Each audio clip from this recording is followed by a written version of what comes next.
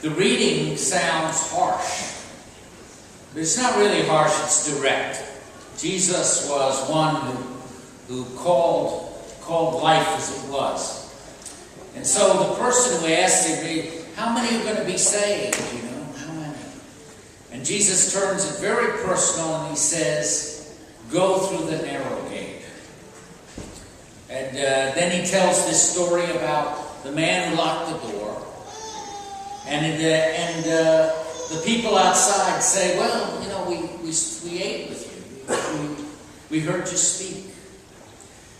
Jesus is making the point that what God wants from us is a personal, life-changing, transforming, salvific relationship.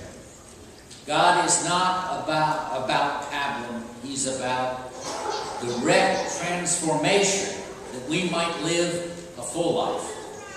So it's never enough that we went to church once. I mean, there were people who had lunch, maybe breakfast, but lunch and dinner with Jesus who did not follow, right? Remember Simon the Pharisee? So it wasn't enough just to be in God's presence. You're in God's presence every Sunday. Right now, this is the Word of God. That is the body and blood of Christ. But it doesn't work like magic. No, it's got to be, your heart has to be open to be transformed. That's what he's saying. Go through the narrow gate. Open your hearts. God will do most of the work. But we must, in a way, turn away from sin and turn toward God. And God gives us the grace. It won't be enough that your grandmother went to church every day. It won't be enough that your uncle was a good Catholic or even a Monsignor. It won't work. God has no grandchildren. He only has children. And so it's an intensely personal relationship that God wants with me and you. And he's not going to settle for anything else. And he's a direct speaker, Jesus is. And I'm telling this like it is. Now, the question is then, well, if that's true, how do I go through the narrow gate? Well, I'm going to give you some ideas that can be accomplished right here in this parish at St. Charles. The one is that you can how you can grow personally in your relationship with Christ. There are a lot of opportunities coming up in the next couple of months, 3 or 4 months, that are wide open to you. And I'll talk about a few. But secondly, I had a teacher of pedagogy one time, and it was about adult faith. And they said that it does little good to change, oftentimes it does little good to change adults' minds, because maybe that changes their actions. But better to change their actions and therefore their minds. But that's much more effective with adults. If we begin to act something, we begin to transform. So I'll talk a little bit about ministry possibilities where you could step out and therefore change your mind, grow. And then finally, I want to talk a little bit. Elvis said, Lord, let us evangelize the world. We sang that in what was the exact response? Go out and proclaim the good news, right? We've all forgotten.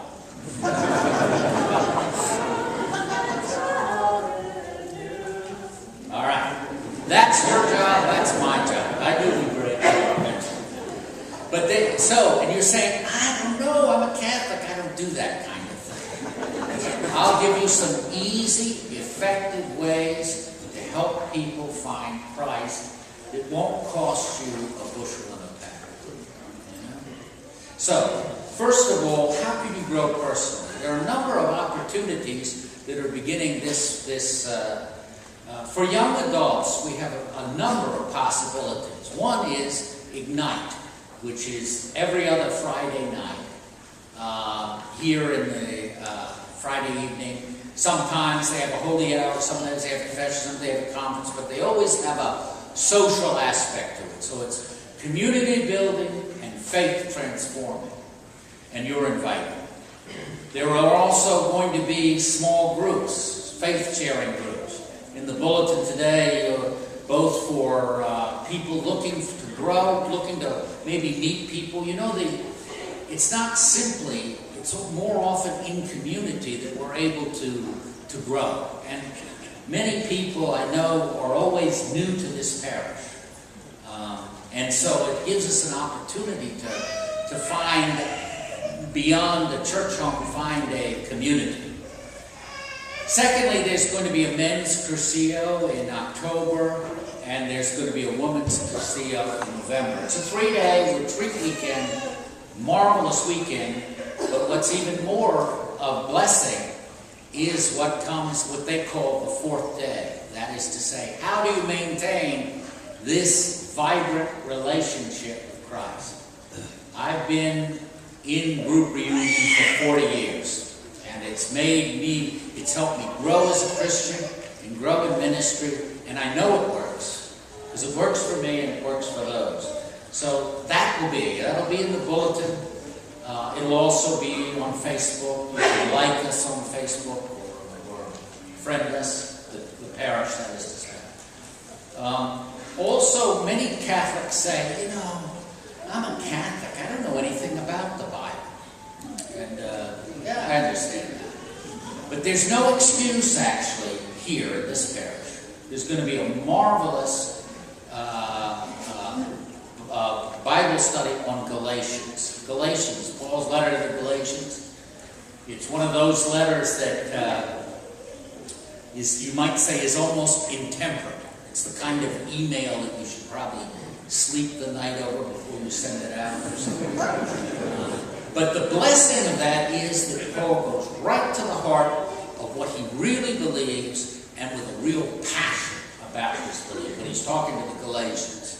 And so it's got a real vibrancy, a real intensity about it. And that will be coming up. Not only, somebody said, well, I don't know if I know. Well, there's a video that goes with it. There's group discussion. It's an effective program. Also coming up is sharing Christ, discovering Christ, following Christ, now sharing Christ. Evenings where we grow in our ability to share, to talk about, to give our own testimony, to give an elevator talk, so to speak, about what God means in our life. And again, it's done in community with group discussion, group prayer. Jamie leads a group for parents with children who, for making music, praying twice. Yeah. Now, you might find it hard to believe, you who are parents, that you could pray and make music with your 2-year-old or your 1-year-old. But they can do it. They can do it. They do it. Who? Anyone else besides Jamie who teaches in that thing? All right. So, but at any rate, you can sign up. Well, that's all right, Jamie. I'm going to do it. It's the flyers at the door. Yeah. But that is another way. Now, I know that some people may say, look, this doesn't apply to me. I don't even know if I want to be a Catholic anymore. Right? You know? I mean, there are legions of people who are former Catholics. Whereas one person told me, I'm a recovering Catholic. I don't want to have anything to do with it. But if your faith is hanging by a thread and you don't know whether you want to be a Catholic or not, there's a group process that helps you say whether you do. It's called landings. It's not evangelical. It's sharing your honest faith story with others who share their honest faith story to see whether you want to reignite, whether God is calling you to an active faith or whatever. And that starts September 25th. So, explore it. Don't just say, I know absolutely. Maybe you'll know absolutely at the end. You want out, or you might discover another way. So that's... Now, another basic thing that we can do is, that'll make all the difference in the world of worship, that is Sunday Mass, is reading and reflecting on the readings of that Mass before. How many of you already do that? So, a chunk. I encourage you all to do it. Because, you know, you could come in the door, you've been looking for a parking place, you come in and you say, you're halfway through the second reading before you can focus, right? Before your heart slows down, you know? That's the way life is.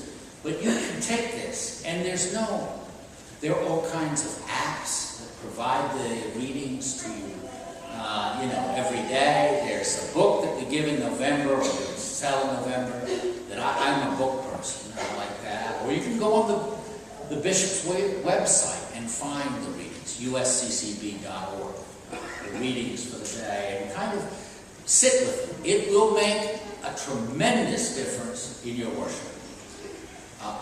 Believe me. Those who do it, does it make a difference in your worship? Those who do it. Yes. Okay. See that? Testimony. And also singing along, it makes a huge difference. This is a blessed parish, most people sing. But if you haven't found your voice, find it. Join us, sing, worship God. So first of all, those are just some of the ways. Just faith is another one. That's in here. Justice this is the bulletin. But then I said that acting, ministry, often changing your actions is more likely to change what you think than changing your thinking changes your action. Because you know that. Most of us have beliefs that we don't act on, right? You might think, well, somebody should do something to the poor and I care about it, but I don't do anything about it, right? It's not mine. You know what I mean? But if you acted, say for example, you said, wait a second, I'm going to give this % to Catholic Relief.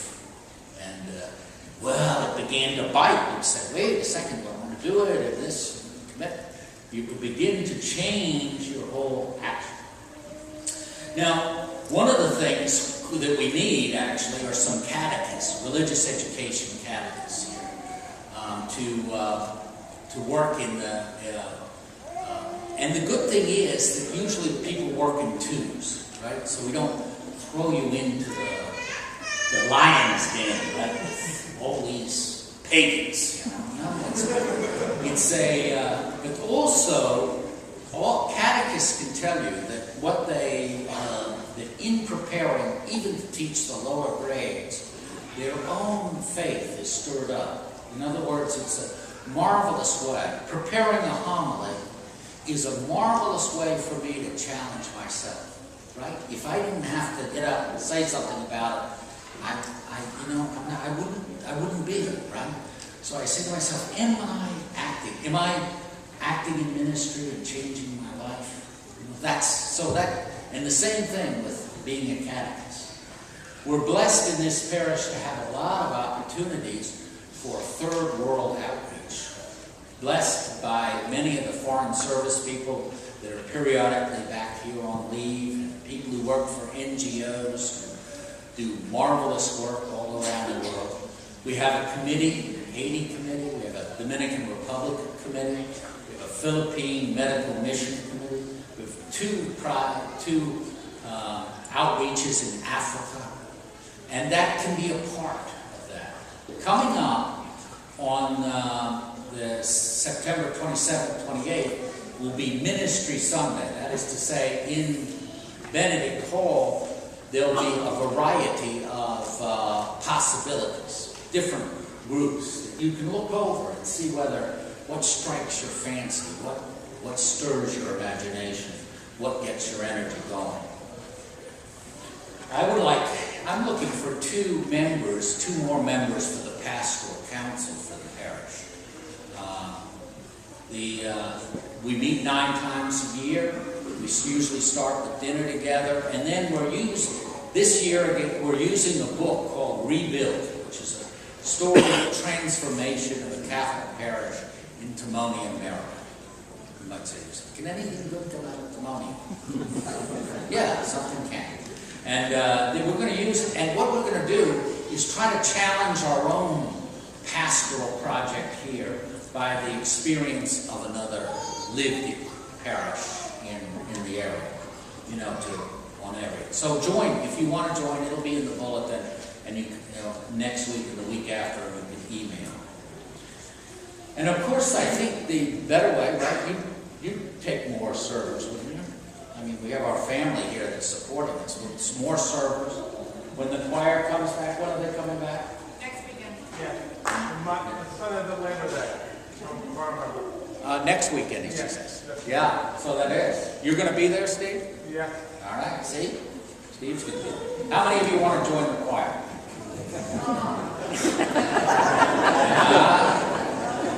All right, think about it, pray about it. Okay. Jamie's the leader of the choir. Okay, so moving in action can transform you. Evangelization. Catholics don't do that, do they? You know what? I was at the On the Way team meeting. On the Way is the ministry with middle schoolers. We have 12 young adults who are working with our middle schoolers, and they work as a team. So we were having a retreat orientation, and one of the ways of getting to know one another, we went around saying, how did you find out about St. Charles? My uncle told me. My roommate told me. My friend at work told me. How do people find it? They find it because someone tells them. One person stumbled upon the church. He said, well, I walked out, there it was. But everybody else had been told about it. Tell people. How many of you live in Roslyn? See, not many. Oh, right. People, they don't know. You guys in Roslyn don't know this parish. You do, but your apartment banks, they don't know it's here, do they? Tell them. Courthouse. How many of you live in Courthouse? Tell them. They say, there's no Catholic parish here. How many of you, this is the time, the reason I'm talking this time, this is the kind of moving time at the universities, right? I mean, at George Mason, at Marymount, at Georgetown, GW, everything. How many of you are students? All right. Tell your classmates about it. They'll think, well, George Mason, they should be able to figure it out.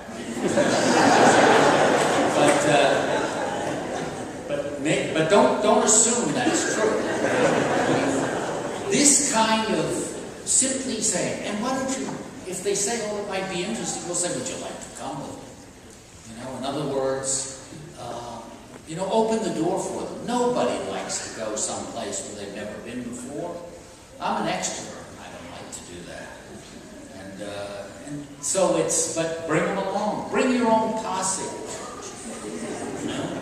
And sometimes it makes a difference. Then introduce them, So this is, and finally, we're going to make things a little less compressed. And I mentioned this last week, but some of you weren't here. This meant we want to change slightly the Mass schedule on the weekend to prevent gridlock. And to do that, we're going to move this Mass, 9 o'clock to 8:45, 15 minutes early. Was this done? Well, let me tell you what we're going to do with the 9 o'clock. We're going to move the Mass to 8:45. And then the reason for that is that RE occurs after the 8:45 and after the 11 o'clock Mass. And religious education is beginning September 15th. So this is going to begin September 15th. So it begins, and what it will do for you is prevent gridlock between the end of religious education and the beginning of the 11 o'clock Mass. See? That's my hope. Yeah? Isn't that a good idea? I knew you 11 o'clock would like it. And then we're moving the 1 o'clock 15 minutes later. So for the same reason, because after the 11 o'clock there's religious education, and to prevent gridlock at the end of RE and the beginning of the 1:15 Mass. Okay? Now, one of the main reasons people tell me that they no longer come to St. Charles is not because of the pastor, actually. The number one reason people tell me they don't come to St. Charles is the parking. Right? All right? You can help me do something about it. And this is how you can do it. First of all, you guys who have been here a while know that there is parking in other areas in the neighborhoods, at Murray School, at the library, at different places. But it would entail a little bit of walking. If you all who know the neighborhood would park, not on the, it would leave the parking for the newbies and for those for whom walking is not their strong point. You see what I mean? In other words, I know it's kind of un-American to walk, but this will be good for you. Your doctor will be happy with you, But especially those of you, that way the new people will find more places in the parking lot. And then when they become old hands, I'll ask them to do the same. You see what I mean? In other words, then people will figure it out. And one last thing. I'm all for going for brunch, but when you go for brunch, take the car off the parking lot. In other words, it goes against everything if you're enjoying the Silver Diner while the 1 o'clock mass is just beginning or something, 1:15. And the same thing actually on Saturday night, because there is a mass after the Saturday. So I'm all for going for brunch, and I encourage you to do that. But take the car, put it in the neighborhood, and then go to brunch. And then you work up an appetite. Don't go to Northside. Go to Northside Social, but don't leave the car here. Okay? In other words, leave the parking. I understand we don't have enough parking, and you understand it even better than I do, right? Because I have a reserved parking. But you can help with this. Tell people about the parish, bring them to the parish, park off-site if you can, and if it suits. And then, help us spread the word and the invitation. Remember, the narrow gate takes our effort of opening our own hearts. There are ways you can grow personally. There are ministries that can transform your action, therefore your heart and mind. And there are people out there who need to hear about the invitation of Christ and even the existence of this parish. Okay? Thanks. Could I ask the candidates, catechumens,